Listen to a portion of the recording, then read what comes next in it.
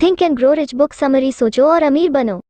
Napoleon Hill एक American author है जिन्होंने नई सोच के मूवमेंट पर लिखा। इन्हें सक्सेस पर लिखने वाले महान ऑथर में से एक माना जाता है। थिंक एंड ग्रो रिच में ऑथर अपने करियर को सफल बनाने पर लिखते हैं। इस प्रोसेस के लिए पैसों की जरूरत और पर्सनल सेटिस्फेक्शन को समझाते हैं। इन सब के लिए वो थॉट्स और ब्रेन की साइकोलॉजिकल पावर को डिस्कवर करते हैं। सोचिए और अमीर बनिए। यह बुक आपको अमीर बनने का रास्ता बताती है, 13 कदम जो अमीर बनने की दिशा में उठाने हैं। इन्हीं की बात इस किताब में की गई है। अमीर बनने से ऑथर का मतलब सिर्फ पैसे कमाने भर से नहीं है। यहाँ पर अमीर बनने का मतलब है आप जो भी काम करना चाहते हैं उसमें आपको सफलता मिलेगी। इन 13 स्टेप्स के बारे में हम विस्तार से समझेंगे। बुक की शुरुआत विचारों को लेकर होती है। अगर आपके पास एक दमदार विचार है तो आप कुछ भी कर सकते हैं। सोचकर कुछ भी किया जा सकता है। हमारा मस्तिष्क जो सोच सकता है वो कर भी सकता है। ऑथर यहाँ बताते हैं कि असफलता का जो मूल कारण होता है वो होता है अस्थायी पराजय के साथ मैदान छोड़ देना। अगर आप डटे रहते हैं तो आपको सफलता जरूर मिलती है। First step to become rich. Burning desire सभी उपलब्धियों का शुरुआती कदम होता है। सफल होने की इच्छा, यही हमारा पहला कदम है। यहाँ पर ऑथर कहते हैं कि इच्छा ही सब कुछ है। दौलत निश्चित रूप से आती है अगर उसे हासिल करने की इच्छा हो। ऐसी इच्छा जो हमारे दिलो दिमाग पर हावी हो जाए, यह एक स्थायी मानसिक अवस्था बन जाए, फिर इसके पीछे लगन से जुटकर उसे हासिल किया जा सकता है। हमारी जो प्रबल इच्छा होती है वो मूर्त रूप लेने का रास्ता खोज लेती है। ऑथर का छोटा बेटा जन्म से गूंगा और बहरा था। डॉक्टरों ने कहा था कि वो कभी भी ठीक नहीं हो सकता, लेकिन नेपोलियन हिल और उनकी पत्नी की प्रबल इच्छा थी कि वो बोले। फिर कई सालों बाद ऐसा हुआ भी। यहाँ उथोर अपनी प्रबल इच्छा की ताकत बताता है जिसके चलते उनका बेटा पूर्ण रूप से स्वस्थ हो गया। मस्तिष्क की कोई सीमा नहीं होती सिवाय उन सीमाओं के जिन्हें हम मान लेते हैं। Second step to become rich.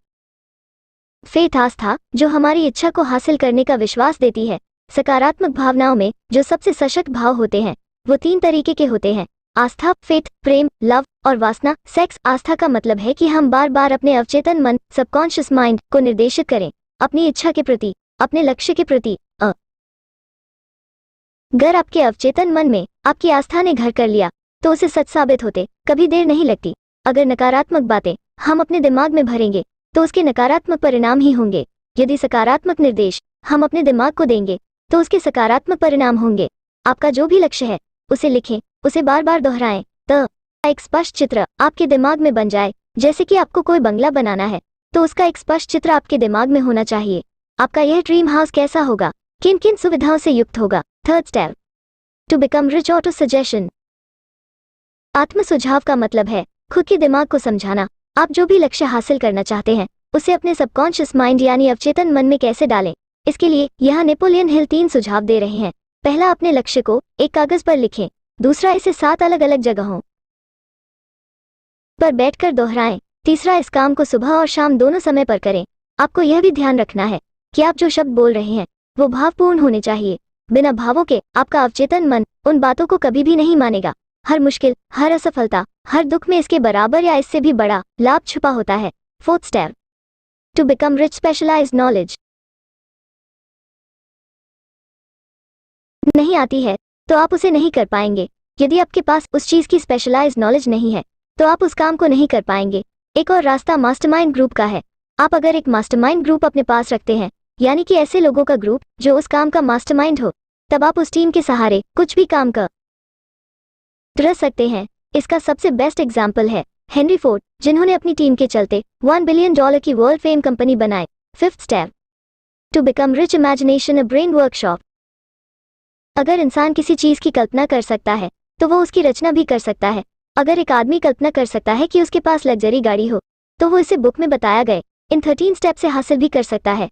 यहाँ पर ऑथर एक युवा की कल्पना शक्ति की बात बताते हैं जिसने विश्व प्रसिद्ध ब्रांड कोका कोला का फॉर्मूला बनाया था। उसके पास ये कल्पना नहीं थी यह सॉफ्ट ड्रिंक कभी इतना बड़ा ब्रांड हो सकता है, लेकिन जिस युवा को उसने यह फॉर्मूला बेचा, उस युवा के मन में था कि मैं इसे पूरी दुनिया में बेचूंगा। उसने यह कर भी दिखाया। Sixth step to become rich. Organised planning. आप जो भी चीज हासिल करना चाहते हैं उसकी आपको एक निश्चित योजना बनानी पड़ेगी। यह चीज मुझे कैसे मिलेगी? प्लानिंग बनाने के लिए ऑथर बताते हैं एक एक्सपर्ट टीम की जो योजना बना सके। ऑथर यहाँ एक सजेशन यह भी देते हैं, अगर आपकी यह योजना असफल हो जाए तो आप डरे नहीं। लक्ष्य को निर्धारित करते हुए अपनी प्लानिंग चेंज करें और आगे बढ़े। 7th step to become rich, the ability of decision making, निर्णय लेने की क्षमता का विकास करना, यानी कि टाल मटोल करने की आदत पर विजय पाना। यह गुण हेनरी फोर्ड के सबसे उत्कृष्ट गुणों में से एक था। वो निर्णय को तत्काल रूप से लेते थे, उस पर अडिग रहते थे। ऑथर कहते हैं कि राय दुनिया की सबसे सस्ती वस्तु होती है, इसलिए अपने निर्णय खुद ले। जो लोग निर्णय लेने की ताकत रखते हैं उन्हें पता होता है कि वो क्या करना चाहते हैं। अनिर्णय की क्षमता कुछ लोगों में बचपन से ही शुरू हो जाती है, जिसे निर्णय लेने की क्षमता में बदलना जरूरी है। निर्णय लेने में आत्मविश्वास जरूरी होता है, जो बहुत कम लोगों में दिखाई पड़ता है। 8th step to become rich, the power of devotion, सोचिए और अमीर बनिए। द पावर ऑफ डिवोशन यानी लगन की शक्ति। लगन, डिवोशन के पीछे कोई बड़ा अर्थ नहीं छिपा हुआ है, लेकिन यह गुण इंसान के लिए उतना ही महत्वपूर्ण है जितना कि स्टील बनाने के लिए कार्बन। आज अगर हम आधुनिक युग में टेक्नोलॉजी और इंडस्ट्री में सफल हुए लोगों पर नजर डालें तो हम देखेंगे कि उन सभी व्यक्तियों में एक कमान क्वालिटी होती है, उन सभी को अपने काम में लगन होती है। नेपोलियन हिल बताते हैं कि लगन को कैसे विकसित किया जाए। इसके लिए आप 4 रास्ते अपना सकते हैं। पहला, निश्चित लक्ष्य, फिक्स्ड गोल। दूसरी, निश्चित योजना, अ गुड प्लानिंग। तीसरा, एक सकारात्मक दिमाग, अ पॉजिटिव माइंड। चौथा, एक या अधिक लोगों के साथ गठबंधन, अ वेरी डिटर्मिन्ड ग्रुप, जो हमेशा आपको प्रोत्साहित करे। यहाँ लेखक का मतलब है mastermind group. 9th step to become rich, improve self power, स्वयं की शक्ति को बढ़ाना। स्वयं की शक्ति को कैसे बढ़ाया जाए, इस बारे में ऑथर कहते हैं, अगर आपके पास पावर है तो आप सब कुछ हासिल कर सकते हैं। बिना पावर के आप कितनी भी प्रभावशाली योजनाएं क्यों न बना लें, उसमें आप सफल नहीं हो सकते। अमीर बनने के लिए पावर का होना बहुत जरूरी है। अब बात आती है कि ब्रेन पावर को कई गुना कैसे किया जाए। How to increase your brain power. यहाँ नेपोलियन हिल एग्जाम्पल देते हैं बैटरीज का। अगर एक बैटरी की जगह कई बैटरी का समूह बनाकर पावर जनरेट की जाए तो बहुत ज्यादा पावर प्राप्त होगी।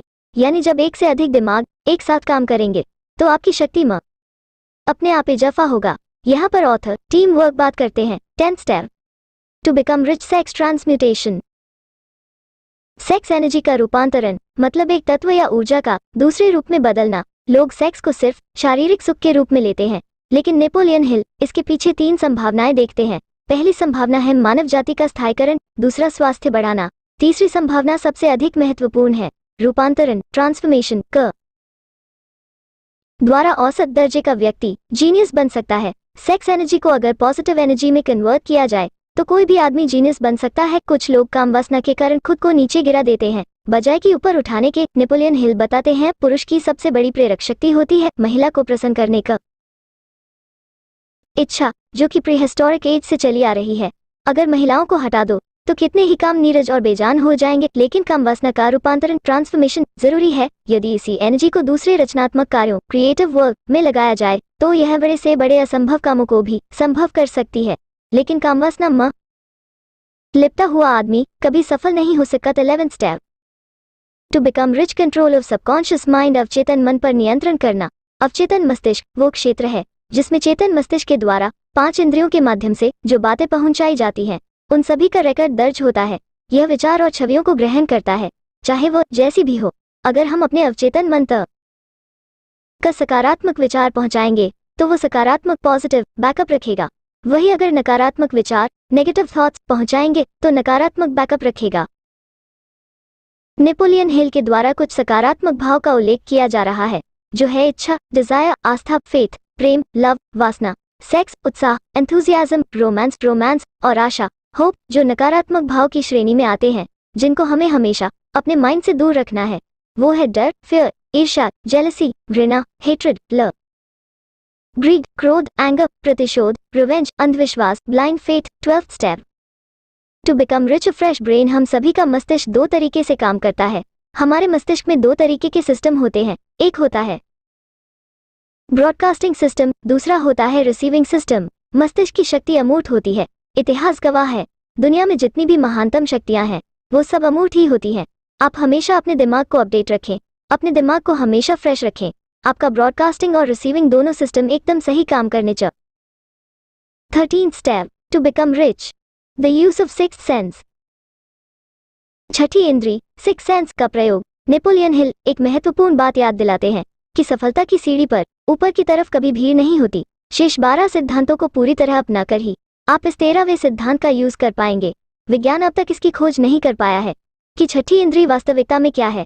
यही वो रचनात्मक कल्पनाशीलता है जिसके द्वारा विचार और योजनाएं आपके दिमाग में कौंधती है। इसका प्रयोग दुनिया में बहुत ही कम लोग जानते हैं।